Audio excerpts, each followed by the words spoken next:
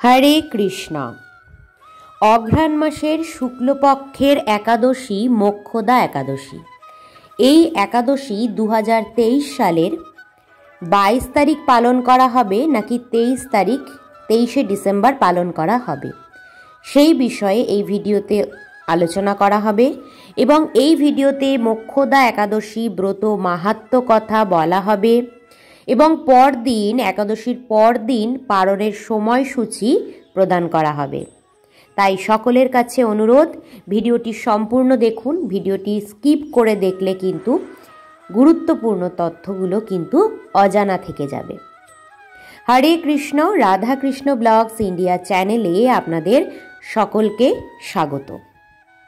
2023 সালের মোক্ষদা একাদশী ব্রত অঘ্রাণ মাসের শুক্লপক্ষের এই একাদশী পালন করতে হবে পৌষ মাসের 6 তারিখ 23শে ডিসেম্বর শনিবার। এই দিন শ্রীমদ্ ভগবদ্ গীতা জয়ন্তী। এই একাদশী 23 তারিখ পালন করতে হবে। ইম্ফলে 24শে ডিসেম্বর এই মোক্ষদা একাদশী পালন করতে হবে। বৈষ্ণব পঞ্জিকায় এটি উল্লেখ আছে।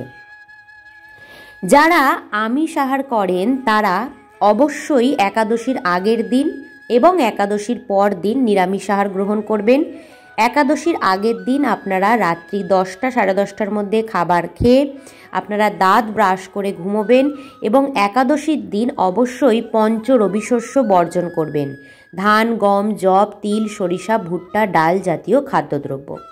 এই দিন আপনারা ফল, তারপর বিভিন্ন রকম সবজি যেমন পেঁপে, কাঁচকলা, মিষ্টি কুমড়ো, এগুলি সূর্যমুখী তেল দিয়ে বা ঘি দিয়ে রান্না করে ভগবানকে ভোগ দিয়ে আপনারা অনুকল্প প্রসাদ গ্রহণ করতে পারেন। ফল, সাবু এগুলি গ্রহণ করতে পারেন এবং একাদশীর সারাটা দিন আপনারা কৃষ্ণ চিন্তায়, কৃষ্ণ ভাবনা নিয়ে থাকবেন। ভগবানের নাম সংকীর্তন, হরিনাম জপ, গীতা ভাগবত পাঠ, শ্রবণ, এই সকল কাজগুলির মধ্য দিয়েই আপনারা একাদশীর দিনটি পালন করবেন। আর অবশ্যই একাদশীর দিন কোনো রকম কটু কথা, মিথ্যা ভাষণ, পরনিন্দা, পরচর্চা এগুলি করবেন না। একাদশীর পর দিন অর্থাৎ পরদিন দ্বাদশীর দিন সকালবেলায় আপনারা ভগবানকে এই পঞ্চ রবিশস্যের মধ্যে যে কোনো একটি রবিশস্য রান্না করে, রন্ধন করে ভগবানকে ভোগ দিয়ে আপনারা প্রসাদ গ্রহণ করবেন। এখন শুরু হচ্ছে মোক্ষদা একাদশীর ব্রত মাহাত্ম্য কথা। একাদশী পালন করে একাদশীর ব্রত মাহাত্ম্য কথা পাঠ অথবা শ্রবণ করা কিন্তু অত্যন্ত কর্তব্য। তাই সকলের কাছে অনুরোধ, আপনারা মোক্ষদা একাদশীর এই ব্রত মাহাত্ম্য মনোযোগ সহকারে শ্রবণ করুন এবং পুণ্য অর্জন করুন। মোক্ষদা একাদশী। যুধিষ্ঠির বললেন, হে বিষ্ণু, আপনাকে আমি বন্দনা করি। আপনি ত্রিলোকের সুখদায়ক, বিশ্বেশ্বর, বিশ্বপালক ও পুরুষোত্তম। আমার একটি সংশয় আছে। অঘ্রাণ মাসের শুক্লপক্ষের যে একাদশী, তার নাম কি, বিধি বা কি ও কোন দেবতা এই একাদশীতে পূজিত হন তা আমায় বলুন। শ্রীকৃষ্ণ বললেন, হে মহারাজ, আপনি উত্তম প্রশ্ন জিজ্ঞাসা করেছেন, যার মাধ্যমে আপনার যশ চতুর্দিকে বিস্তৃত হবে। এখন এই একাদশীর কথা আমি বর্ণনা করছি, যা শোনা মাত্রই বাজপেয় যজ্ঞের ফল লাভ হয়। অঘ্রাণ মাসের শুক্লপক্ষের এই একাদশী মোক্ষদা নামে পরিচিত। সর্বপাপ নাশিনী ও ব্রতর মধ্যে সর্বশ্রেষ্ঠা এই একাদশীর দেবতা শ্রী দামোদর। তুলসী মঞ্জরি, ধূপ, দীপ ইত্যাদি উপচারে শাস্ত্রবিধি অনুসারে শ্রী দামোদরের পূজা করতে হবে। পূর্ব বর্ণিত বিধি অনুসারে দশমী ও একাদশী পালন করতে হবে এবং এই উপবাস দিনে স্তব, স্তুতি, নৃত্য, গীত ও আদি সহ রাত্রি জাগরণ করা কর্তব্য। হে মহারাজ, প্রসঙ্গক্রমে একটি অলৌকিক কাহিনী আমি বলছি। মনোযোগ দিয়ে এই ইতিহাস শ্রবণ মাত্রেই সর্বপাপ ক্ষয় হয়। যে পিতৃপুরুষেরা নিজ নিজ পাপে অধঃযোনি প্রাপ্ত হয়েছে, এই ব্রত পালনের পুণ্যফল বিন্দুমাত্র তাদেরকে দান করলে তারাও মুক্তি লাভের যোগ্য হন। কোনো এক সময় মনোরম চম্পকনগরে বৈখানস নামে এক রাজা ছিলেন। তিনি ছিলেন সমস্ত বৈষ্ণব সদ্গুণে বিভূষিত। প্রজাদের তিনি পুত্রের মতো পালন করতেন। তার রাজ্যে বহু বেদজ্ঞ ব্রাহ্মণ বাস করতেন। রাজ্যের সকলেই ছিল বেশ সমৃদ্ধশালী।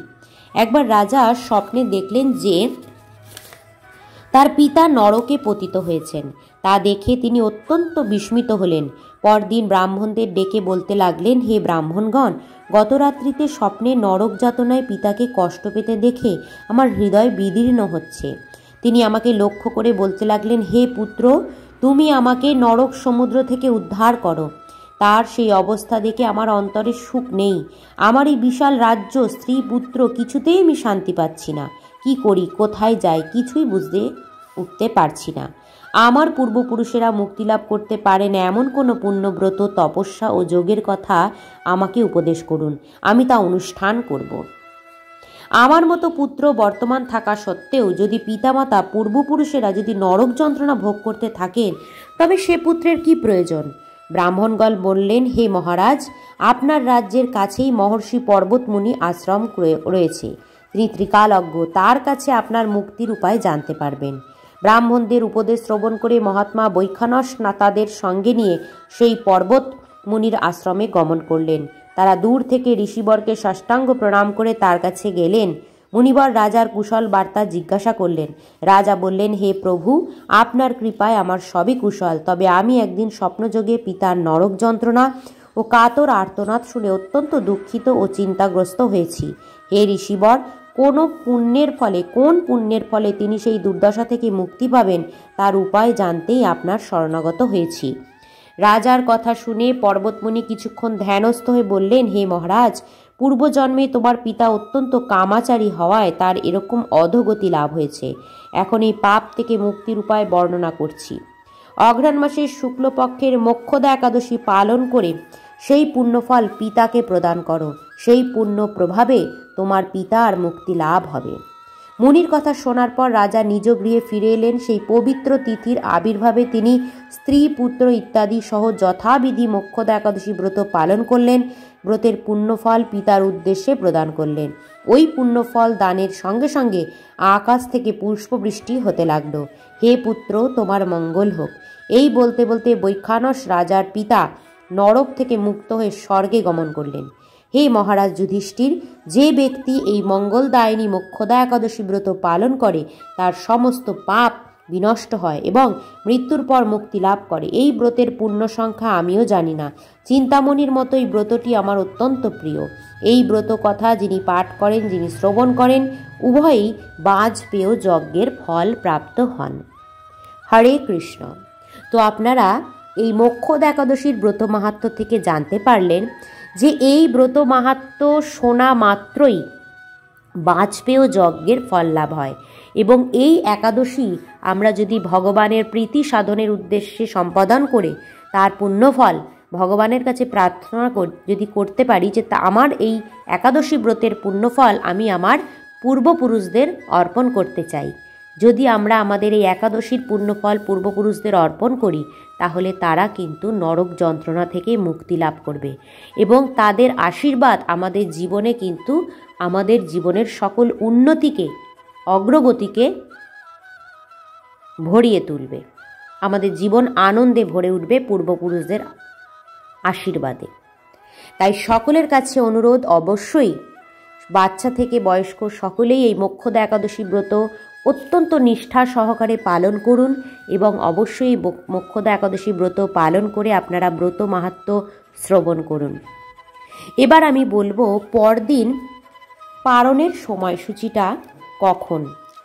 আপনারা 23 তারিখ এই ব্রত আপনাদের পালন করতে হচ্ছে এবং